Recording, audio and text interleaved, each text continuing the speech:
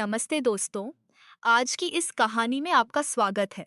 दोस्तों, कहानी एक जवान लड़के और उसकी भाभी की है जो सच्ची घटना पर आधारित है।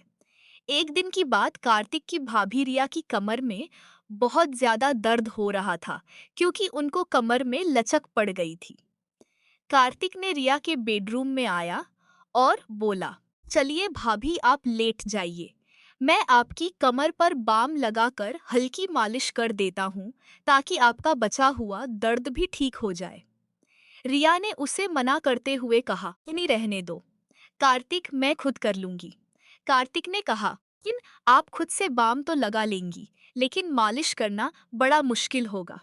मैं आपकी मदद कर देता हूँ, इससे आपको बाकी का दर्द भी ठीक हो जाएगा। यह कहकर कार्तिक कुर्सी से उठकर बेड पर रिया के पास आ गया और उसे लेटने के लिए कहा। भाभी जी बताइए कहाँ लगाना है रिया? क्या ही कार्तिक की हमदर्दी और फिक्र देखकर अब उसे मना नहीं कर पाई। हकीकत में दर्द का बहाना बंद आकर कार्तिक को परेशान करना चाहती थी। वह शर्माते हुए पेट के बल लेट गई और अपनी कमीज को कमर से थोड़ा ऊपर कर लिया और कहा, यहाँ पर लगाओ। कार्तिक ने थोड़ा सा बाम अपनी उंगलियों पर लिया और धीरे धीरे रिया की कमर पर मलने लगा। जैसे ही उसके हाथ रिया की पीठ पर पड़े, उसे एक सुकून का एहसास हुआ। कार्तिक ने धीरे धीरे मालिश करना प्रैक्टिस हो रहा था। सालों बाद किसी ने उसे इस तरह से ध्यान दिया था जिसमें हमदर्द और एक स्नेह छुपा था। कार्तिक के बारे में सोचते हुए कब नींद में खो गई उसे पता ही नहीं चला। अगली सुबह जब जागी तो उसने खुद को तरोताजा और शांत महसूस किया। नहाने के बाद दरिया ने बहुत सलीके से तैयार होकर ब्लैक रंग का सफेद कढ़ाई करही वाला जोड़ा पहना और ऊंची ही एल के सफेद सैंडल भी पहने। हल्का सा मेकअप करने के बाद वह किचन में नाश्ता तैयार करने लगी।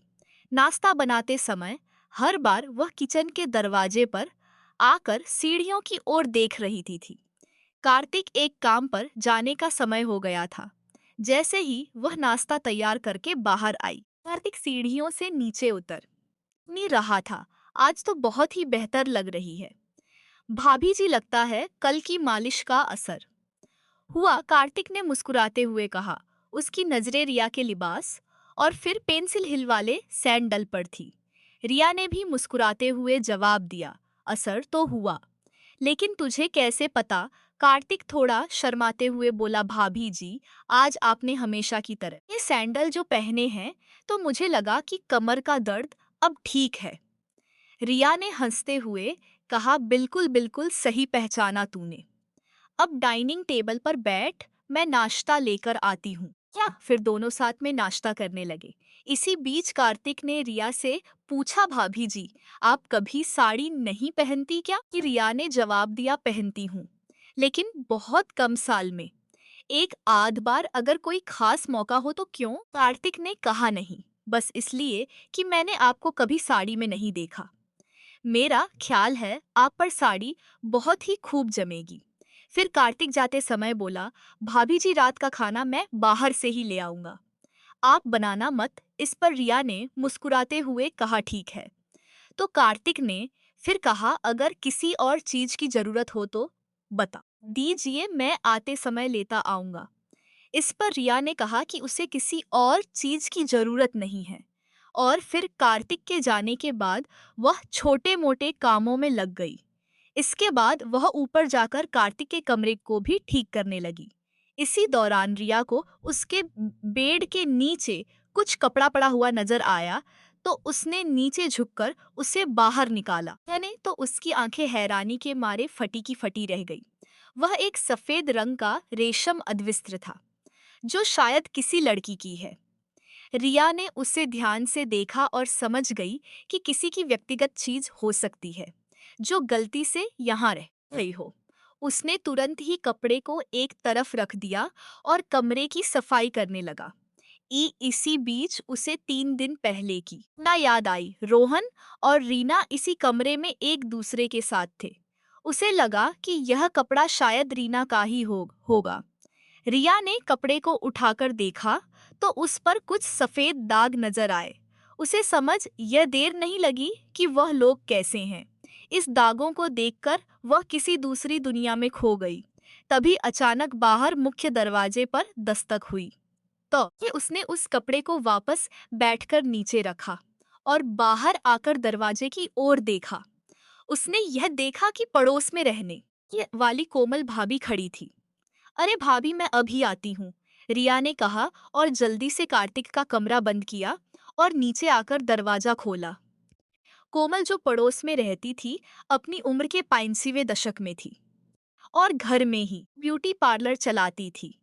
कोमल अक्सर दोपहर में रिया के घर आ जाती थी या उसे अपने घर बुला लेती थी और दोनों इधर उधर की बातें करती थी।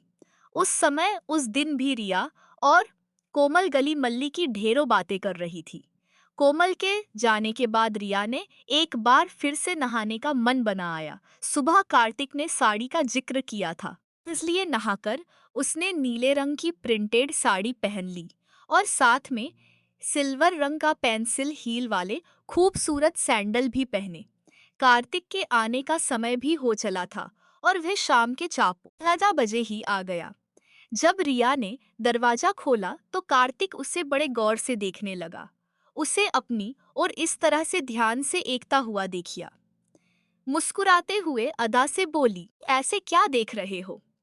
कार्तिक मुस्कुराते हुए बोला, वाकई भाभी ना, आज आप इस साड़ी में बहुत ही खूबसूरत लग रही हैं।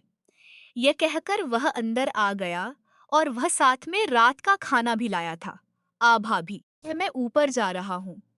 फ्रेश होने के लिए आप एक गिलास शरबत बना दें। ई प्लीज, रिया ने उसकी ओर मुस्कुराते हुए देखा और कहा, हाँ हाँ क्यों नहीं। उसके बाद कार्तिक ऊपर चला गया और फ्रेश होकर जब नीचे आया तो उसने एक आरामदायक टी शर्ट और शॉर्ट्स पहना हुआ था। रिया ने शरबत बनाया और उसे अपने बेडरूम में ले आई और उसने वहां पर कूलर लगा हुआ था। कार्तिक रूम में आकर सामने वाली कुर्सी पर बैठ गया और रिया भी बेड पर टांगे नीचे। भाभी, इतनी मैंने खूबसूरत सैंडल आपके हसीन पैरों की खूबसूरती को और भी बढ़ा रहे हैं। आप ऐसे ही लेट जाइए। कार्तिक ने थोड़ी चंचलता से कहा। रिया को उसकी बात पर हंसी आ गई और वह उसकी बात मानकर बेड पर लेट गई। उसने साड़ी पहनी हुई थी, इसीलिए उसकी कमर कार्तिक की नजरों के सामने थी। कार्तिक ने बाम को उंगलियों पर लगाया और रिया की कमर की मालिश करने लगा। रिया ने कार्तिक से पूछा, एक बात बता कार्तिक, तुझे मेरी ऊंची हील वाली सैंडल बहुत पसंद है ना? कार्तिक थोड़ा शर्माते हुए बोला, जी भाभी, लेकिन आप बिल्कुल सही कह रही हैं। आपको तो अजीब लगेगा, लेकिन मुझे महिलाओं के पैरों में हाई हील वाले सैंडल बहुत आकर्षक लगते हैं और आप तो हमेशा ही हाई हील की सैंडल या चप्पल ही पहनी रहती हैं। रिया मुस्कुराते हुए बोली, यार इसमें शर्माने वाली क्या बात है और मुझे कुछ अजीब नहीं लगता। मैं तो तेरी भावनाओं को समझती हूँ। कार्तिक के हाथों से हो रही मालिश से उसे बहुत आराम मिल रहा था। कार्तिक के हाथ धीरे धीरे नीचे की ओर और बढ़ने लगे। रिया के मजाक के मूड को देखते हुए कार्तिक ने भी थोड़ा हिम्मत दिखाते हुए कहा, भाभी आपकी त्वचा कितनी नरम है। अगर आप चाहे तो साड़ी को थोड़ा हमने कर लें ताकि मैं अच्छे से मालिश कर सकूं और साड़ी भी गंदी नहीं होगी। रिया ने थोड़ा